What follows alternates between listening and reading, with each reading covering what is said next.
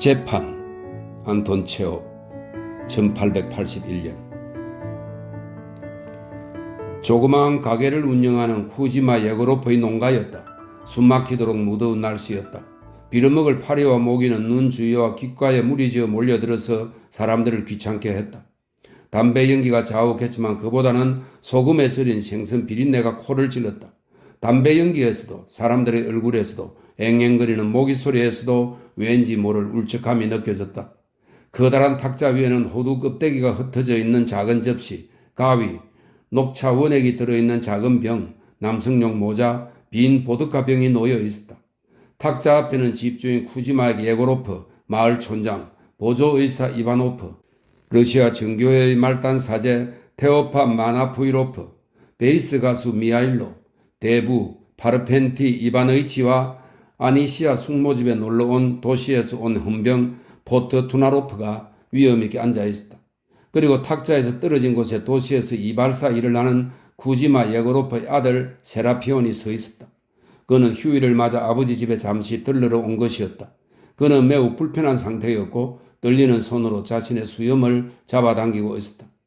쿠지마 예고로프의 농가는 임시 진료소로 사용되고 있었고 현관에는 환자들이 대기 중이었다.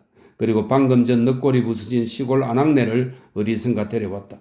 그녀는 침상에 누워 신음하면서 보조의사가 자신을 성의있게 치료해 주기만을 기다리고 있었다.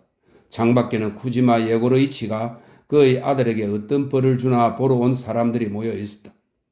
당신들은 제가 줄고 거짓말을 한다고 말씀하시는군요. 세라피온이 말했다. 그래서 전 여러분과 더 이상 길게 얘기하고 싶지 않습니다. 간단히 말하면 아버지의 말씀은 19세기에는 더 이상 소용없는 것입니다. 왜냐하면 여러분 모두 알다시피 실제가 없는 이론은 아무 소용이 없기 때문입니다. 입 닥쳐, 쿠지마 예고로프가 음하게 말했다. 본질을 흐리지 말고 요점만 말해. 내 돈을 어디에 숨겼어? 돈이라고요? 아버지는 정말로 현명한 분이셔서 제가 아버지의 돈에 손대지 않았다는 걸 잘 아실 텐데요. 아버지는 저를 위해 돈을 저축하는 분이 아니시잖아요. 그러니 죄를 지을 수도 없는 것 아닙니까? 세라피온 코시미치, 솔직하게 말씀해 주십시오. 말단 사제가 말했다. 무엇 때문에 우리가 당신에게 이런 질문을 하는지 아십니까? 당신을 선한 길로 인도하고자 하는 우리의 마음을 알아주길 바랍니다. 당신의 아버지는 당신에게 유익한 일 외에는 아무것도 하시지 않는 분이십니다. 그래서 우리가 이렇게 온 것입니다. 솔직하게 말씀해 주세요. 죄를 짓지 않는 사람이 누가 있겠습니까? 당신은 아버지의 돈 25루블을 훔쳐서 서랍 속에 숨겨 놓았죠? 그렇지 않습니까? 세라피온은 한쪽 구석에 침을 뱉고는 침묵했다. 말을 하란 말이야. 쿠지마 예고로프가 소리치면서 주먹으로 탁자를 내리쳤다. 말해봐. 너가 훔쳤니 안 훔쳤니? 좋을 대로 생각하십시오. 그렇다고 해두죠.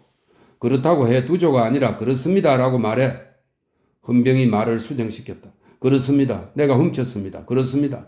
아버지는 일부러 저에게 큰 소리만 치시는군요. 별 이유도 없이 탁자도 내리치시고요. 아무리 그러셔도 탁자는 땅에 박히지 않습니다. 저는 절대로 아버지의 돈을 훔치지 않았습니다. 만일 언젠가 가져간 적이 있다면 그건 다 필요해서 그랬겠죠. 저도 살아있는 인간이고 생기 넘치고 이름도 있는 존재입니다. 저도 돈이 필요합니다. 돌이 아니라고요. 돈이 필요하면 나한테 훔쳐가지 말고 일을 해서 벌어. 내게는 너 같은 아들이 한 명이 아니라 7명이나 있다고. 아버지께서 훈계하시지 않아도 그 사실은 알고 있습니다. 그런데 모두들 아시다시피 저는 몸이 약해서 일을 할 수가 없습니다. 그런데 아버지는 빵 한 조각만 가져가도 고래고래 소리를 치시죠. 언젠가 아버지는 하나님의 심판을 피할 수 없을 겁니다. 몸이 약하다고? 니놈의 직업은 모두가 알다시피 힘든 것도 아니잖아. 머리만 계속 자르면 되는 일인데 너는 그 정도 일도 하기 싫어하잖아? 제게 무슨 직업이 있습니까? 그건 직업입니까? 그건 직업이 아니라 단지 직업처럼 보일 뿐입니다. 제가 교육을 제대로 받지 못해서 그저 그 일로 먹고 살고 있단 말입니다. 세라피온 코시미치, 당신은 잘못 판단하고 있습니다. 말단 사제가 말했다. 당신의 직업은 고귀하고 현명한 사람만이 할 수 있는 일입니다. 왜냐하면 당신은 도시에서 고귀하고 현명한 사람들의 머리를 잘라주기도 하고 면도도 해주기 때문이죠. 심지어 장군들도 당신의 기술을 잘 알고 있습니다. 장군들에 관한 얘기라면 필요하다면 제가 설명해 드릴 수 있습니다. 보조의사인 이바노프가 술을 조금 들이키면서 말했다. 의학적 소견으로 본다면 그가 말했다. 자네는 테레비뉴에 불과해.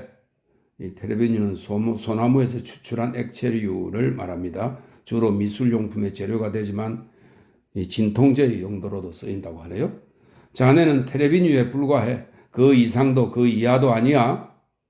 저는 당신의 의학 실력을 알고 있죠. 한번 여쭤보겠는데 지난해에 죽은 시체 대신 술 취한 목수를 하마터면 해부할 뻔한 사람이 누구죠?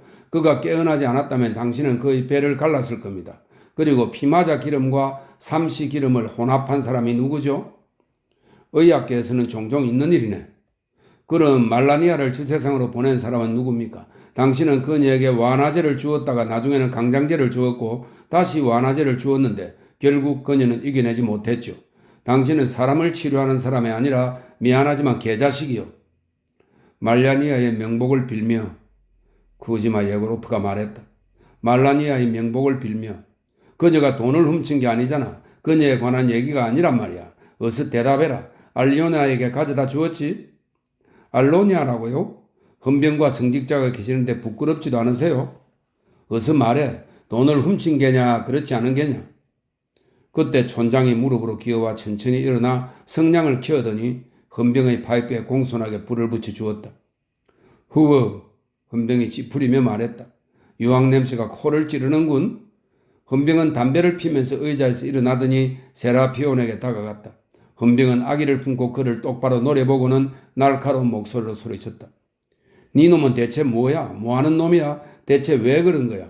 이게 다 뭐야? 왜 대답하지 않는 거야? 죄가 없다는 거야? 남의 돈을 훔쳤잖아. 잠만 말고 대답해. 말해. 대답하라 말이야. 만약에 쓸데없는 소리나 하지 마. 만약에 좀 조용하시오. 난 두렵지 않소. 당신은 자기 자신에 대해 잘 알 필요가 있을 것 같소. 당신은 바보요. 그 이상 아무것도 아니요. 만약에 아버지께서 벌하시길 원하신다면 저는 이미 준비가 되어 있습니다. 벌하세요. 때리세요. 입 닥쳐. 더 이상 말하지 마. 나는 너의 생각을 안다. 네 놈은 강도야. 대체 넌 뭐야? 입 닥치라 말이야. 감히 누구 앞에서 마음대로 판단하지 마. 벌을 주는 게 필요할 것 같습니다. 한숨을 쉬며 사제가 말했다. 만약에 죄인이 자신의 죄를 고백함으로써 마음의 짐을 가볍게 하기를 원하지 않는다면 벌 주는 수밖에 없습니다. 구지마, 에로고르치, 채찍으로 때려야 할 것 같습니다. 벌 주어야 한다고 저는 결정했습니다. 때리세요. 베이스 가수 미하일로가 저음으로 말하자 모두들 놀랐다. 마지막 기회다. 너가 훔쳤느냐 훔치지 않았느냐? 구지마 레고르프가 물었다. 좋을 대로 생각하십시오. 그렇다고 해두죠. 치십시오. 저는 준비되었습니다. 채찍으로 치겠소. 얼굴이 붉게 상기된 쿠지마 예고로프가 의자에서 일어나면서 소리쳤다. 사람들이 창가에 매달렸다. 환자들도 문가에 모여들어 얼굴을 내밀었다. 심지어 늑골이 부러진 시골 아낙네도 일어났다. 엎드려! 쿠지마 예고로프가 말했다. 세라피오는 상의를 벗고 성호를 꺾고는 순순히 긴 의자에 엎드렸다. 때리겠소. 쿠지마 예고로프가 말했다. 쿠지마 예고로프는 혁대를 풀고는 누군가 도와줄 사람을 기다리는 듯 잠시 주위를 빙 둘러보다가 이윽고 혁대를 휘둘렀다. 하나, 둘, 셋. 미하일로가 저음으로 세기 시작했다. 여덟, 아홉. 사제는 한쪽 구석에 서서 눈을 내리 깔고 책을 뒤적이기 시작했다. 스물, 스물하나. 이제 됐어. 쿠지마 예고로프가 말했다. 계속. 헌병 포르투나토프가 불만스럽게 말했다. 계속하시오. 계속 치시오. 좀 더 쳐야 한다고 생각합니다. 책을 덮으면서 사제가 말했다. 불평이라도 좀 하지. 사람들이 놀란 얼굴로 말했다. 문가에 모여있던 환자들이 길을 내주자 풀먹인 치마를 입은 쿠지마의 아내가 방으로 들어왔다.